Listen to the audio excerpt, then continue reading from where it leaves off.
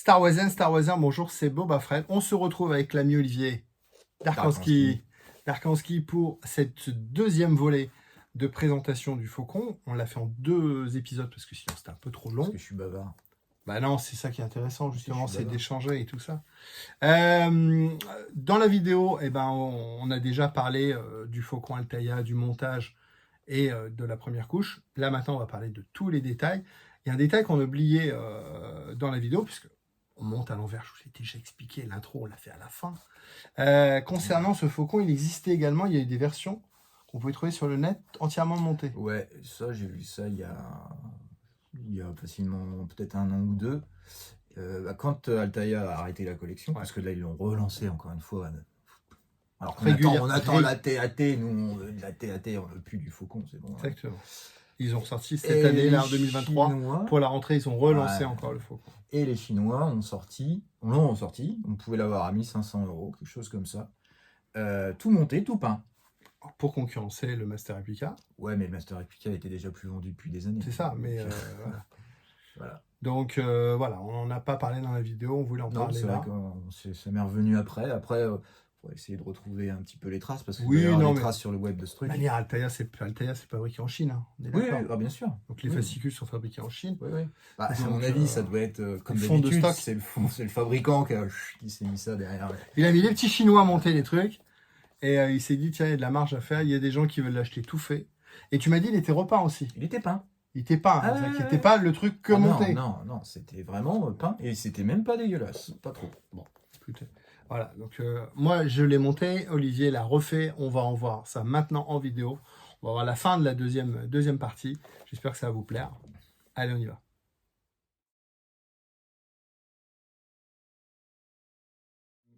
Donc on revient, on résume.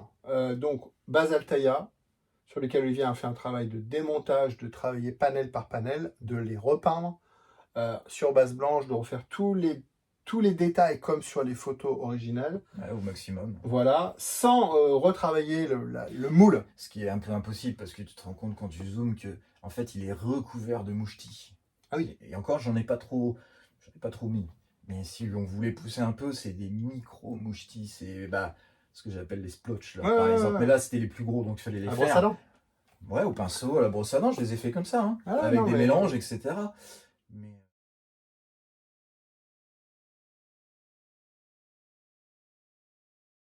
Mais en fait, c'est rose là. C'est pas rouge ça là? Non, mais c'est passé. C'est un rouge passé. Non, en fait, c'est vraiment un rose que j'ai fait. D'accord. J'ai fait un mélange pour que ça fasse. Parce qu'en fait, c'est vraiment. Sur l'original, il est comme ça. C'est passé, quoi. Est-ce que toi, en travaillant dessus, tu as découvert des zones? Tu n'avais jamais fait attention aux détails et tout. Plein de trucs. Déjà, c'est intéressant, c'est de voir que tu as des boîtes de vitesse, enfin, tu as des éléments de maquette, donc tu as des éléments de boîte de vitesse. D'accord. Des galets de char. Ouais, c'est ça, les roues, c'est des roues de char. Ouais, c'est des galets de char, ça aussi. Ça, c'est un demi-galet de char. Alors, je pourrais pas te dire, il faut retrouver ce que c'est. À un endroit, je crois qu'ici, c'est carrément c'est une caisse de Sherman. Et je crois qu'ici aussi, c'est une caisse de Sherman. Il n'y a rien de symétrie, hein. Ah, du tout. Là, les 4, là, je sais pas si vous voyez bien, les 4. Ah non. Sont différentes. Déjà, le vaisseau n'est pas symétrique, ça, c'est la nature du vaisseau. Mais même à l'arrière, on a l'impression qu'il n'y a pas de symétrie. Et les grippes, c'est la même chose, il n'y a rien de symétrique.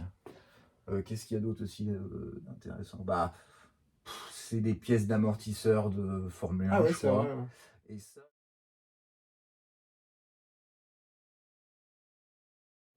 Et ça, là, ce qui tient les flaps, les panneaux, volets, c'est des jambes de Messerschmitt, je crois, de M109. Allez, ils en ont bouffé des maquettes. De toute façon, on le voit sur les photos, il y a des étagères remplies de boîtes de maquettes. Mais ils n'utilisaient pas tout. Ils prenaient juste des petits morceaux. Et puis, c'était le délire. En fait, ils avaient quelques dessins comme ça, vite fait, des croquis, mais après, c'est vraiment les maquettistes qui sont allés... Les croquis de Johnson, qu'est-ce qui a fait les croquis Non, c'est Macquarie. Qui a fait... Les premiers, c'était Macquarie, mais il ressemblait pas à ça. Non, c'est ça, il n'allait pas dans le détail, Macquarie. Après, je sais pas trop qui a décidé de faire un machin... Si on trouve, on mettra... Ouais, sinon, mettez dans les commentaires. Moi, je voudrais qu'on parle de ça. Vitre ou pas vitre, l'histoire du Altaïa, et il faudra qu'on parle des signatures. Ouais. Voilà. Alors, vitre ou pas vitre, bon, sur la maquette de tournage, il n'y a pas de vitre. Parce que le problème, c'est que ça reflète tous les projecteurs. Donc, il n'y a sur aucun vaisseau Star Wars. D'ailleurs, ce qui explique que X-Wing, en fait, a Ni des... là, ni là, ni Ouais, là. non, nulle part. Il y a des Aucune, vitres, il y a des vitres nulle part. On comprend l'histoire du reflet. Ouais. Donc, voilà. Parce que à l'origine, le X-Wing, par exemple, devait avoir une bulle. Vraiment une bulle. Pas un truc carré avec 3 faces. Enfin, rectangle. Enfin, je veux dire, une verrière triangulaire avec 3 faces. Il devait juste y avoir une bulle. Mais c'est impossible à gérer avec les reflets. Et donc, en fait, c'est pareil. Aucun de faire une structure, c'est voilà, ça t'as définit une la fenêtre. Il n'y a pas de fenêtre. Ouais. Mais parce que, sinon, tu as des reflets. Et donc, ça va être la même chose pour le Faucon. Et le Altaïa, il y en avait en plastique. Alors, le Altaïa, il fourni avec, elles sont très moches parce qu'en fait, elles sont épaisses. Ouais. Non, c'est pas ça, c'est qu'elles sont trop épaisses. Donc, sur le tien, à l'avant, bon, j'ai gardé parce que ça allait encore, parce que tu voulais. Je t'avais posé la question, morceau, tu veux le morceau Altaïa. Je t'avais dit, moi, à l'original, il n'y en a pas.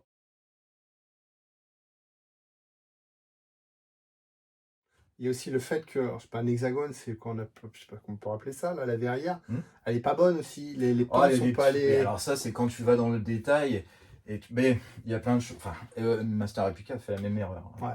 C'est une copie du Master Replica. Il y a des mecs qui font des kits en impression 3D. Ouais, sur Shapeways, mais Shapeways, c'est ça. Ton bras. Ouais. Maintenant, vous pouvez faire acheter aussi Shapeways les petits bonhommes pour mettre dedans. Ouais, faut les peindre. Bien, mais ça coûtait cher aussi. Hein. Le mec a fait, c'est un mec qui a tout dessiné hein, en 3D et qui fabrique en impression 3D et qui vendait entre guillemets les kits.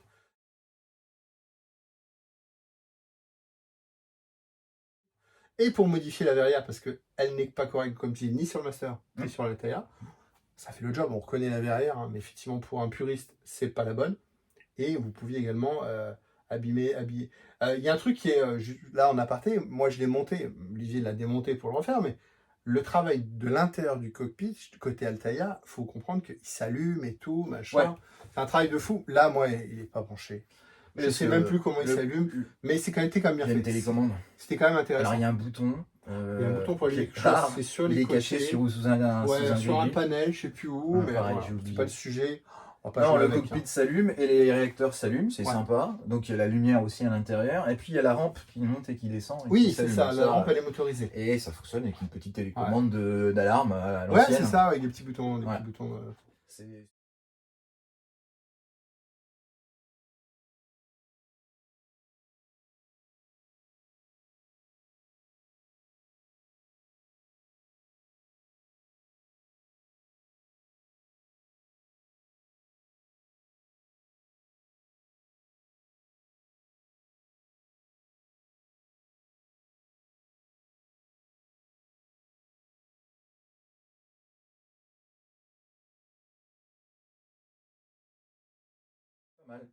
Et on peut aussi enlever les panneaux. Alors, et il y avait aussi le côté avec le siège et tout. Parce que ça fonctionne sur plusieurs niveaux. Moi, je l'ai fait simplement, mais il y a des maquettistes comme toi qui ont fait l'intérieur. Moi, perso, ça n'avait aucun intérêt pour moi parce que de toute manière, c'est le modèle l'extérieur qui m'intéresse. Mais il y a des gens qui ont été plus loin. Beaucoup plus loin. Ils ont détaillé les corridors, là, le tube là, qui va jusqu'au cockpit. Oui, il y a tout là. Ils ont refait des zones cargo. Je crois qu'Altaïa s'arrête là. Il y a toute cette partie-là. C'est juste vraiment la partie ici qu'on voit dans le film. Je me rappelle les coussins que tu colles et tout. Ah oui, c'est vrai, dans ce panneau-là, il se jusque là. Juste un tout petit bout. C'est quand même un bel objet. Maintenant, il faut en avoir l'utilité. Non, c'est arrêté sur la maquette, reproduire la maquette. La maquette de tournage, moi ça m'intéressait pas à l'intérieur. Le cockpit, d'accord, on le voit. Et d'ailleurs, tu avais acheté le kit Paragraphics comme moi, en photo découpe, qui est beaucoup plus fin. La console, elle est correcte. Donc c'est un kit que vous achetez donc en métal photo laser, photo découpé, on dit tout très très fin, qui permet effectivement de faire une surcouche par rapport à l'Altaïa. Tu remplaces carrément la console, on l'a remplacée intégralement. Et c'est super joli, c'est très fin. Les trous par exemple sont beaucoup plus fins, ce qui fait qu'on met la lumière. Il y avait des décals. Les décals étaient beaucoup plus jolis que sur la version d'origine. Les décals sont parfaits. J'ai oublié que j'avais acheté ça.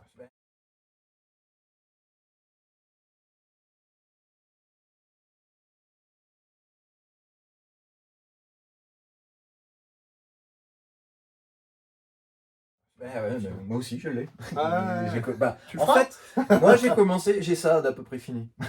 Et tout le reste. Donc on revient sur où est-ce que je me suis perdu, et en fait c'est en faisant l'étude de tout ça, tu te rends compte que non, l'encoche elle est pas là, elle est là-bas. ce truc-là, non, c'est pas là, c'est un peu plus haut. En fait, c'est... Mais moi, j'ai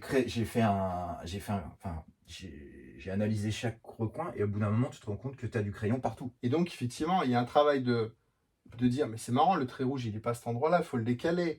T'as même vu que, alors, moment sur le, je vais prendre l'exemple ici, vous voyez, vous avez des ronds ici, des trous, on va dire. Ça, c'est un exemple de ce qu'il faudrait refaire. Ils sont pas au bon endroit.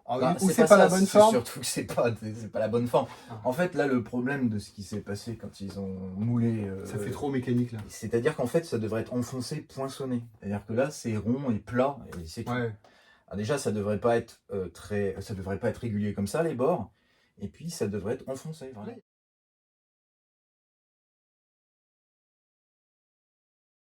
Là, il y a des effets qui sont plus sympas. Après, j'ai triché en peignant, on arrive à donner un petit peu de là, t'as rien gratté, là, t'as rien... Ah, si, il y a des défauts. T'as rajouté les trucs en 3D, je parle en forme. Non. T'as creusé les trucs en plus? Non. Si, bah, quand tu fais les éraillures, par exemple, c'est mécanique. Hein, tu le grattes vraiment. Donc là, t'as peint ici le rouge, et tu as gratté. Et après, je le gratte. Pour faire des manques, ouais. Pour faire les traces d'usure. Exactement. Ok. Bah, c'est pas du gris que t'as mis au-dessus? Non. Non, c'est vraiment gratté. C'est vraiment gratté, puis bon, ça va... Et quand une couleur différente au final, parce que je vois de la rouille, ouais. J'imagine qu'il y a plusieurs niveaux de rouille. Ah, il y a plusieurs... Il y a comme une dizaine de couleurs, une vingtaine de couleurs différentes? Honnêtement, j'en sais rien. C'est impossible. Tu fais au feeling. Puis même, comme je t'expliquais, tu mélanges, tu fais des filtres, et puis après, tu rajoutes de la crasse. Donc ça altère encore les couleurs. Pinceau, aéro? Alors celui-ci, justement... Pas de bombe, toi, tu fais jamais de bombe? Si, la base, le blanc, c'est le bon. Alors, la base, c'est du blanc chez... C'est de la couleur dupli, c'est de la peinture qui pue, c'est de l'énamel, enfin, la glycéro. La glycéro, ouais. Bon, voilà, j'ai mis de la glycéro parce que je savais qu'après, j'allais mettre de l'acrylique. Et l'avantage, c'est que si je me trompe, l'acrylique, je peux l'enlever sans attaquer la couche du dessous. C'était ça l'idée. Avec de l'alcool à brûler, j'enlevais du truc. Tu t'as fait une base qui va te permettre derrière de nettoyer, gratter, sans toucher à ta base, c'est ça? Ouais, parce que sinon t'as un peu... Faut que la peinture elle accroche sur la base, donc il faut que les matériaux soient compatibles. Ça, je maîtrise pas du tout. Alors normalement, on fait pas dans cet ordre-là. Parce que l'énamel, c'est gras. Et on dit toujours, tu sais, comme l'huile et la flotte, tu vois, ça se mélange pas. Donc normalement, c'est l'inverse qu'il faudrait faire. Mais ça tient. Je veux dire, une fois que c'est sec, c'est sec. Il faut attendre un petit peu quand même avant d'y aller. Parce que, effectivement, quand c'est frais, ça a tendance à perler un peu. Tu te rends compte en rejet, quoi. Ouais. Ça accroche moins. Donc il faut attendre un peu. Donc là, on a dit base blanche, tout un travail donc, de panel et ensuite le weathering. Ouais. Donc le weathering aéro. Non, alors sur du feutre aussi, non? Alors sur le tien, j'ai pas fait d'aéro. On dirait pourtant. Ouais. On dirait vraiment que toutes ces traces là. On dirait, vraiment... mais j'aurais celui de Yann ou celui d'Adrien à côté, on verrait la différence. Ça n'a pas gros. C'est proche, parce que je voulais justement le faire sans aéro. Il est mieux le mien. Il est, il est différent. Ouais, c'est ça. Non, il est très bien. C'est pas. Mais après, les suivants, je les ai fait à l'aéro et le résultat est un peu plus fin. Et qu'est-ce que je voulais dire? Faut le refaire. Ouais, si tu veux, ça c'est con. C'est dommage. Non, c'est une blague. Non, j'ai voulu le faire sans aéro parce que justement, Dimzo il disait, il faut faire. Il expliquait les techniques qu'ils ont utilisées pour faire l'aéro parce qu'en fait, pour faire toutes les traînées, etc., ils mettent un post-it, ils donnent un coup d'aéro et ainsi de suite. Et en fait, ça fait en plus avec le brouillard qu'il peut y avoir, ça fait aussi des effets de paneling et des choses comme ça. Oui, ça fait un trait, mais un dégradé. Voilà, c'est exactement ça. C'est-à-dire que tu vas avoir le bord vachement foncé, mais un seul bord. C'est-à-dire que là où il y avait le post-it, c'est clair. Et de l'autre côté, tu as vraiment un dégradé. Donc celui-là, tu l'as fait quoi? Des feutres? Alors je l'ai fait avec des pinceaux et des feutres, parce que depuis déjà plusieurs années, j'utilise les fameux feutres à encre de Chine permanents. Là, c'est les Faber-Castell. Et avec ça, c'est toutes les couleurs, fin, pinceau. Non, c'est toujours la même taille. Non, si, moi non, le bout, c'est toujours le même. Si, j'en ai en biseau, j'en ai en genre un peu de feutre. Mais alors ceux-là. T'as la pointe 0,2, pointe 0,5. C'est des Faber. Ouais. Alors, est-ce que c'est des Faber à encre ou des Faber à alcool? Parce que c'est pas la même chose. Noir, moi je suis... Ouais. Si c'est pour faire de la calligraphie, souvent c'est à alcool. Ouais, d'accord. Donc il y a une différence entre... j'ai déjà essayé de travailler avec des feutres à alcool. Le problème, c'est que l'alcool a tendance à attaquer la couche.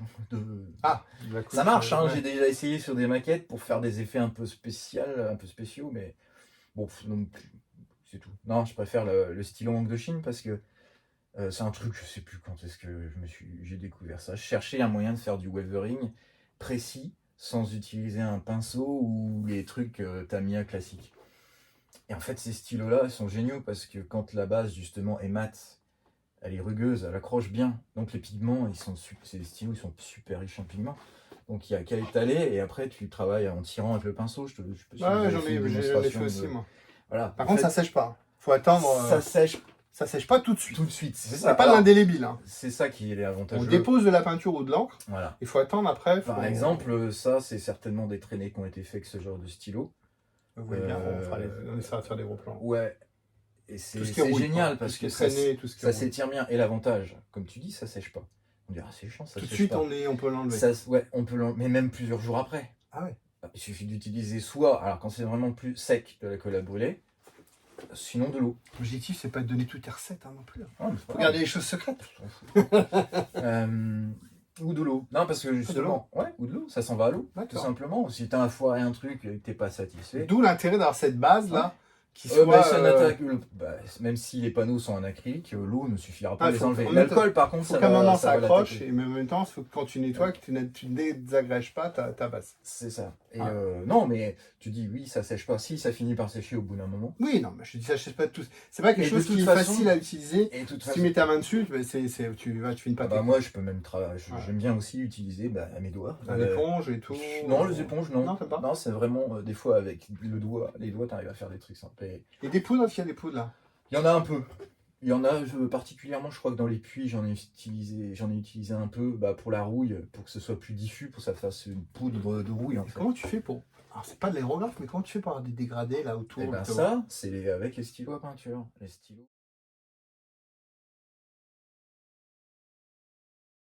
Les stylos Faber. Et tu pousses? En fait, il suffit de le brosser. Tu les tires. En fait. Ouais. Tu les tires et ça te fait un dégradé. D'accord. C'est tout bête, hein. Moi, ça va, maintenant je... Mais ça a plus vite l'aérographe quand même, non? L'aérographe, faut se méfier. Enfin, il faut déjà bien le maîtriser parce que l'aérographe, ça peut crachoter, ça peut se boucher. Et puis, il faut s'exercer, il faut faire des essais, etc. Non, ça va plus vite qu'à l'aéro parce que... D'accord. Enfin, pour certaines choses, l'aéro c'est bien, mais pour d'autres... T'as 2 heures de nettoyage derrière aussi avec l'aéro. Et c'est ça le problème. Et ça me gonfle. Ça, c'est comme tout le monde, on est tous un peu feignants. C'est joli l'aéro à faire. J'en ai pas, moi, j'ai jamais investi.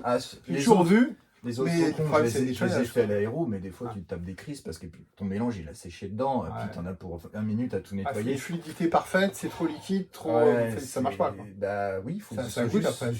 Non, ça goûte pas, ça fuit pas. Mais par contre, ça va sécher dedans. Et alors c'est chiant, il faut démonter la buse, il faut tout nettoyer. Et donc sur l'original, il y a des signatures. Alors tu veux nous expliquer l'histoire des signatures? Ça, j'ai découvert ça justement en retrouvant les photos. Donc de la maquette originale, là, on a dit quoi, la 32 pouces, c'est ça? 32 pouces. Ça s'appelle le 32 pouces. Et en fin de compte, on se rend compte sur les photos que les gars, ils se sont marrés à signer un petit peu partout. Alors c'est tellement petit et ça passe tellement vite au cinéma que personne ne voit rien. Mais il n'y a que dans les expos qu'on peut Même là, moi, je le vois plus. Alors, il y en a... Toi, tu sais que tu vas le faire. Mais il y a... Alors, des deux côtés, hein. Ouais, il y en a des deux côtés. Alors, bon, ça, c'est la mienne. Pour le coup, je t'en ai rajouté une. Je crois que c'est la mienne, celle-ci que j'avais mis ici. Mais tes lunettes? Ouais, bah, tiens, je vieillis. Alors, voilà. Celle-là, par exemple. Donc, sur l'arrière, ici, je vous ferai un gros plan. Ici, c'est marqué Lorne Peterson, donc le boss. Monsieur. Le boss, il a signé ici.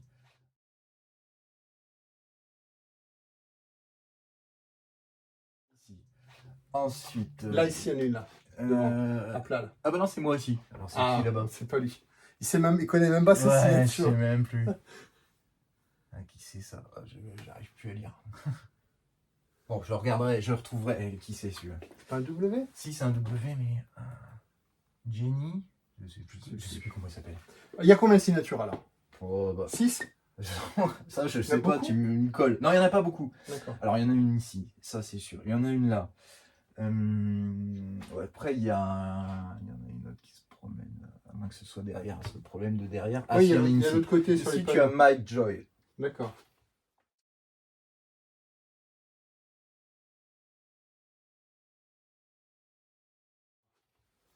Elle est bien noire, celle-là. Ouais, et alors, t'en as une aussi là qui est juste ici, et je pense. Alors sur le pied, sur Au le bout, pied du... Ouais, juste, voilà. juste au bout. Alors sur la maquette Altaïa, vous l'avez pas du tout. Hein. Non. C'est Olivier qui a rajouté ça pour ressembler Voilà. à la maquette originale. C'est entre nous, c'est un, Ouais. pas un gag, mais c'est voilà. Bah non, mais quand Tu j'ai l'as fait sur découvert les ça- maquettes des copains là Je les ai fait sur tous.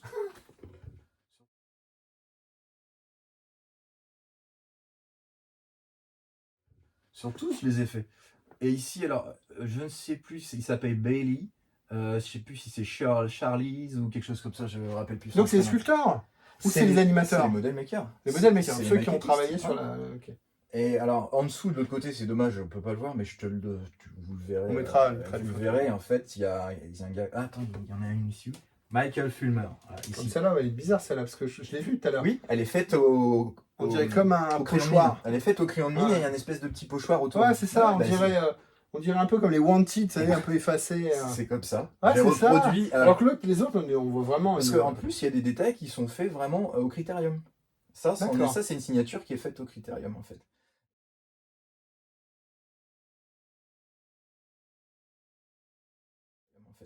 Et donc Michael Fulmer, c'est Michael Fulmer.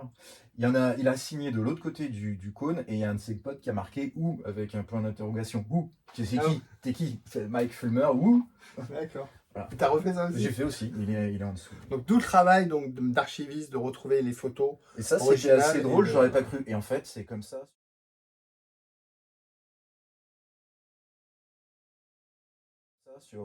Sur les AT-AT, par exemple, c'est pareil. Ils sont signés D'accord. aussi.